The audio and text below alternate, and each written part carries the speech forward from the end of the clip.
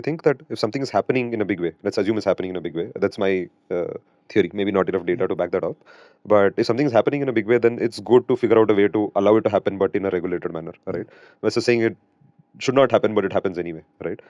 So you could potentially protect for IP, conflict of interest, XYZ, data protection, and say that these are the conditions under which you could moonlight, and also ask for consent so that you're protected, so that if it is happening, at least you know it is happening rather than something is just happening anyway. Whether you're a small or a large company, that's my point of view. Yeah, but again, when you are asking for consent or support, right? I mean, what level of disclosure you make? Do we have that level of trust? I think these are open questions. I probably don't have answers to them today. But maybe if you have good level of disclosures and employees really forthcoming with respect to what he or she is doing, then it's probably a good starting point. I'm still not sure whether employee would disclose everything that he potentially is trying out. I think we invented a bad word called moonlighting for somebody who is doing something that they like outside of the payable hours, which is what I believe, because you're paying him for 8 hours. He has worked 8 hours for you. Outside that, whatever he does is not our business, to be honest. And when he is making money outside, the middle management feels more insecure and sees, gives a term to this and says, hey, I've not done this in my life. How can he do it? So it's not right. So how can he make money when I have not made money elsewhere? So that is how I look at it. And I believe, he does what he wants to do with his time. Whether he makes money or doesn't make money, that is up to him. So, but there is some level of protection which the company needs, right? So you can't be Flipkart and working for Amazon, or be Infosys working for TCS, or the other way around. Those kind of things, which is why consent and disclosures become important.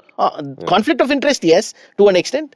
IP is also the other important piece of the puzzle, right? So if you are basically built, let's say you built like the catalog system for Flipkart, and you then go and work with some other e-commerce company to just build the same thing for With them. same logic and that is conflict of interest. I mean, that's actually IP. IP infringement, actually. It's IP infringement, because that IP is owned by this, and you won't know unless he tells you. So you need to know what he's working on and for whom.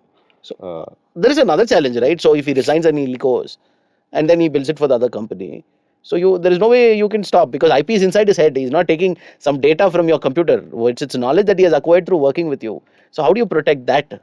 Because I think we are talking more from a very, IP as a sacrosanct thing, and then, we cannot violate it and all of that. I believe it's more like a trust deficient society, which is a bigger issue than, the IP as a whole. I don't think this is even an India problem, right? IP in general is sacrosanct everywhere. And if you have built something for someone and go somewhere else, that obviously is in India, non-competes don't work.